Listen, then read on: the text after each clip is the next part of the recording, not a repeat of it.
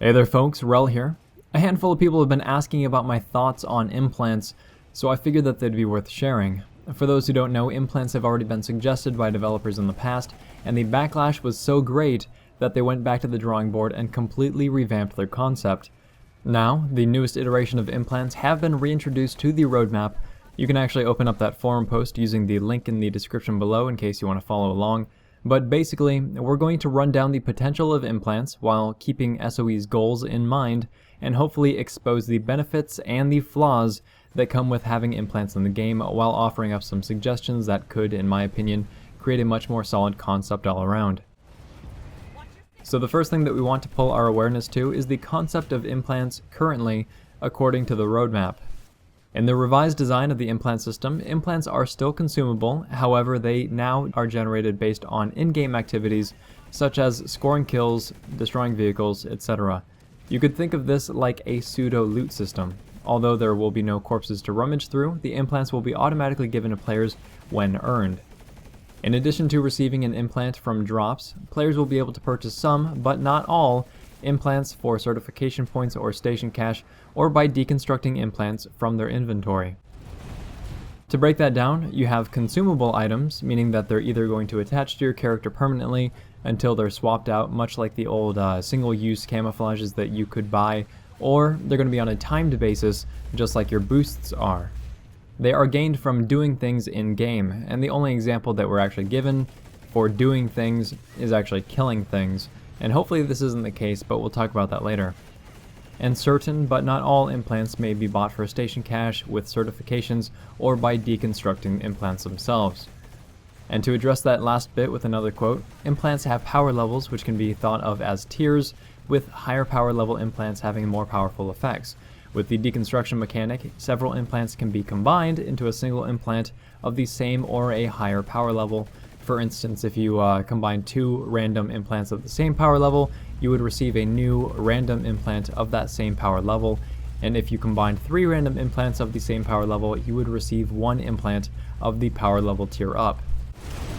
So basically you're going to kill enemies and destroy vehicles, or use certs or station cash to buy baby implants, which you can then combine into more powerful implants, or roll the dice to recycle them into alternate random implants, etc., etc. Essentially a very simple crafting system that gives you another element of the game to toy with. Implants are going to give specific bonuses to your character, much like equipping a suit slot or a utility slot item. We'll talk about how these bonuses will influence the game and your character later. That said, the three pillars that implants seem to be held up by are that they are an additional revenue stream for SOE, that they give the player moment-to-moment rewards, and that they allow greater character customization.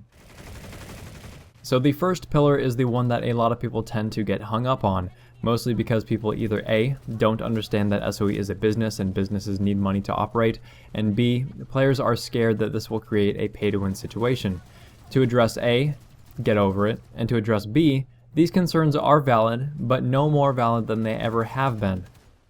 If you think back to a long time ago, right after the game launched, and we've talked about this in a video before, but right after the game launched, rocket pods were considered pay to win, because very few people had access to ESF counters, namely your burster and your lock-on launchers. So rocket pod air units were essentially dominating infantry without much fear of reprisal. But now we all know that the tables have been turned, everyone and their mother has access to a lock-on launcher, so that situation is no longer pay to win. Basically, since everything that impacts the game in PlanetSide 2 can be unlocked without using station cash, the concept of pay to win only applies for a limited amount of time. Now, will this be the case for implants? Will implants be pay to win for a limited amount of time? It's really doubtful for a few reasons. The first is that you can buy them with certification points as well as station cash. The second is that it seems like we're going to be able to unlock implants much more quickly than, say, spending 20 hours worth of playtime to grind out your rocket pods back when the game was first released. And generally speaking, the effects of these implants seem very personal and very tame by comparison.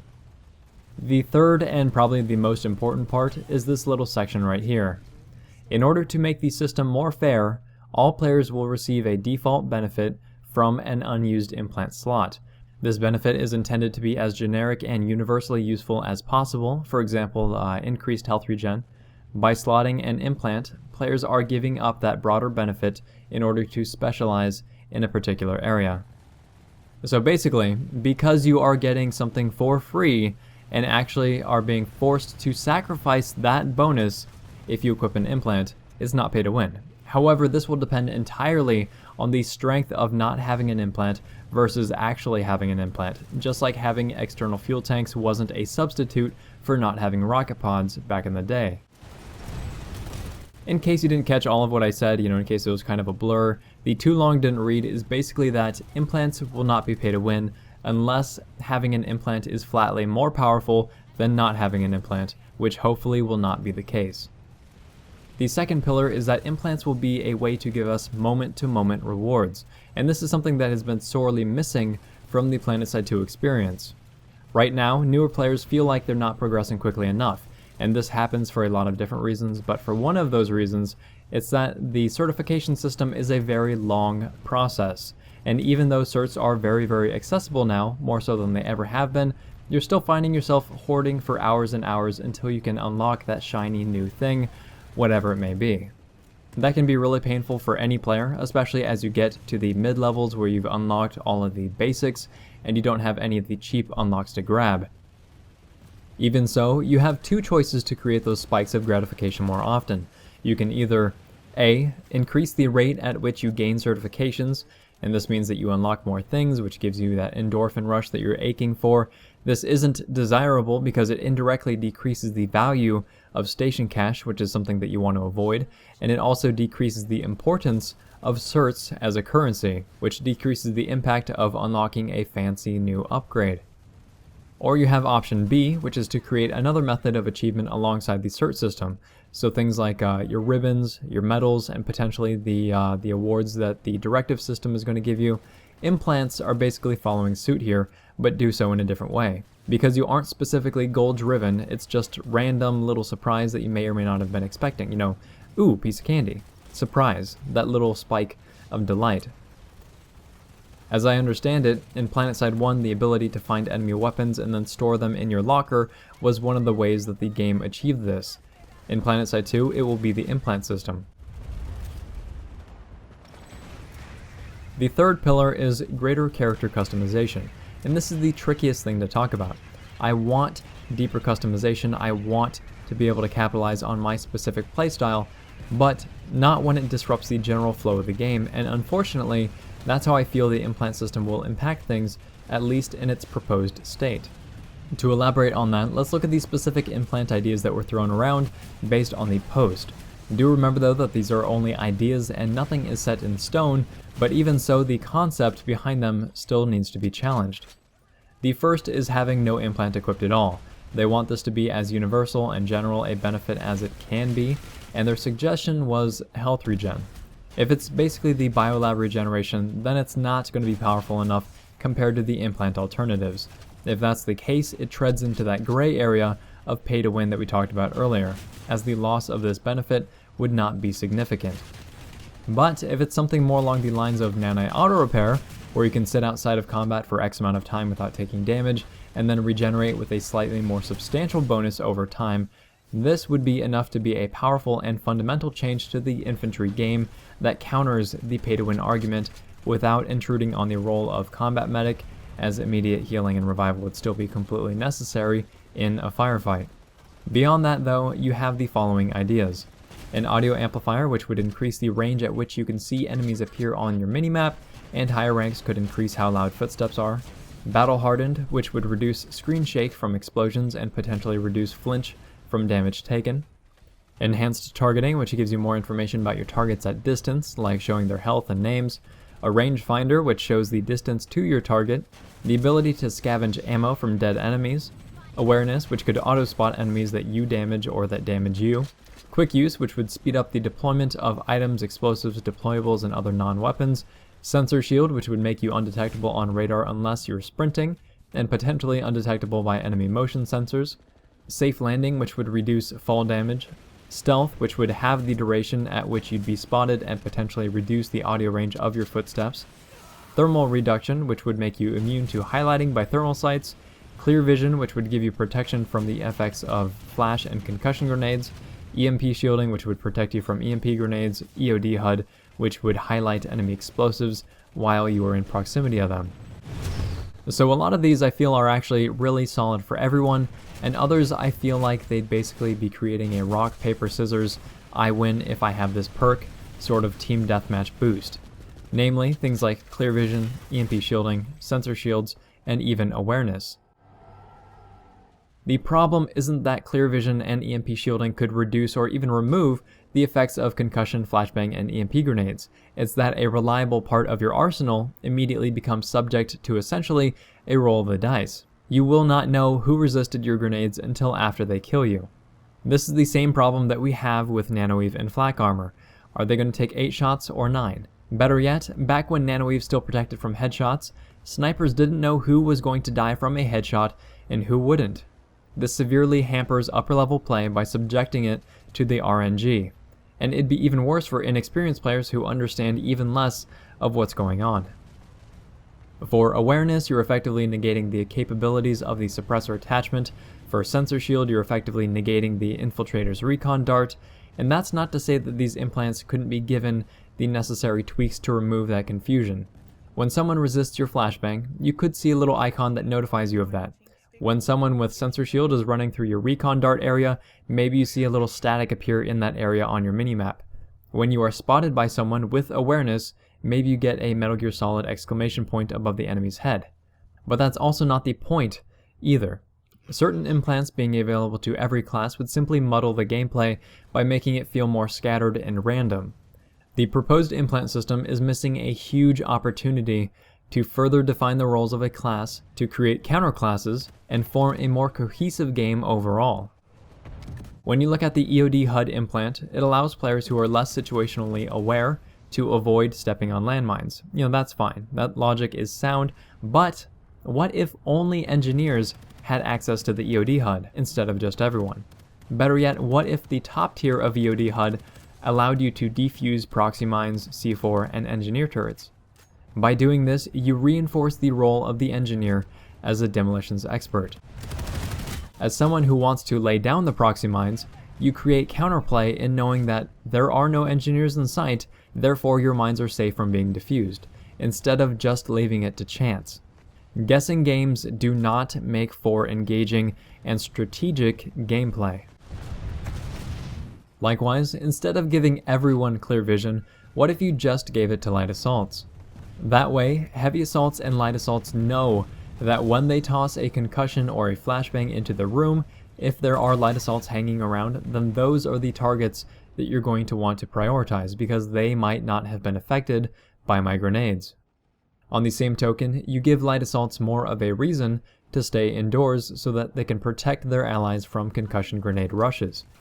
Counterplay and class-specific roles are extremely important, and they are also one of the least fleshed out aspects in PlanetSide 2. And as a game that would like to think that it has a large focus on teamwork, it's really sad to see everyone defaulting to heavy assault because they simply are the most survivable, most powerful, and most versatile class in the game.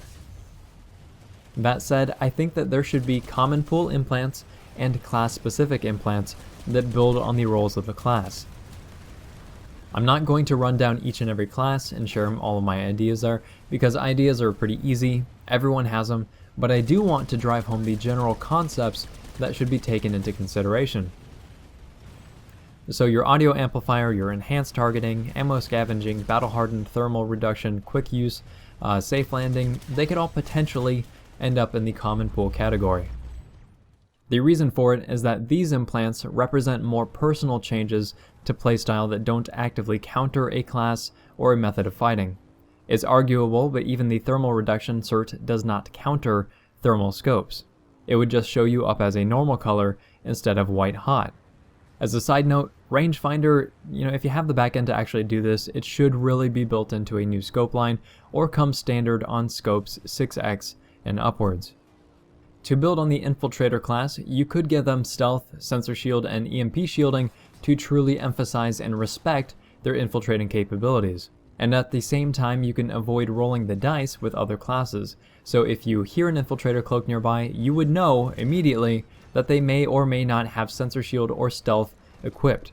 Therefore, your attempts at tracking them down by normal methods like hearing their footsteps or revealing them with sensor darts may not be sufficient. To build on the Heavy Assault class, you can give them Battle Hardened to emphasize their traits as a frontline warrior. To build on the Light Assault class, you could give them Thermal Reduction to reinforce their synergy with smoke grenades, as well as emphasize that they are the only class, outside of Infiltrator, that is meant to be elusive. And you could always take this a lot further. You can give classes very specific implants that emphasize their traits as a class, as well as their actual abilities and tools. Your infiltrators could get the ability to detect cloaked enemy infiltrators while looking down their scopes, thereby allowing them to specialize in a counter-sniping role. Engineers could get a Tinkerer implant that lets them deploy and repair turrets more quickly to gear them toward a turret-specific role. Light Assaults could get the ability to regenerate jump jet fuel after killing an enemy, which would emphasize their hit and run mentality. Heavy Assaults could get a reload speed increase while crouching without moving, so that they can more effectively lay down suppressive fire. Medics could get a perk that heals them for a portion of what they heal to others. And these are just ideas, random little ideas. The long story short is that the implant system is the perfect opportunity to flesh out classes more, while still adding a vast array of customization options to help personalize your playstyle. The last thing that I briefly want to touch on, just as a word of caution more than anything else, is the idea of drops, or how you'd be gaining your implants. The post didn't go into much detail about how you would be getting implants, but the examples that were given were very, you kill this, you get something, oriented. However, hopefully this doesn't turn out to be the case, as this is a really good opportunity to reinforce the importance of objectives in team play as well. Some people suck at killing, but they're really good at keeping people alive. Some people specialize in transport. Some outfits will send squads away from the main fight just to retake lost territory when it's abandoned. In addition to rewarding players for killing other players, it would be wise to also allow them to unlock periodic implants through objective and support-based experience gain as well, so that those players who aren't doing the whole team deathmatch thing will at least be in something close to the same boat as those who are. Overall, I think that implants can be a really positive addition to the game, but they need to be revised so that they address the game as a whole. They create a reward structure that is currently missing in PlanetSide 2. They offer an additional revenue stream that really should not impact the game in a harmful way, and they give players additional customization options to personalize their play. The downsides are that some of the current implant ideas counter classes and will cause frustration. On top of that, the current proposition completely ignores an opportunity to reinforce the unique traits of each class, and it doesn't create any additional value for those classes on the battlefield, which in my opinion is something that the game sorely lacks right now. If this video has been interesting, helpful, or entertaining, please feel free to like, subscribe, tell your friends about the channel, and if you have some thoughts on implants that you'd like to share, please do that in the comment section down below. Do you think that they're a good thing, a bad thing? What would you like to see changed, and why? Thanks very much, folks. We're all signing off.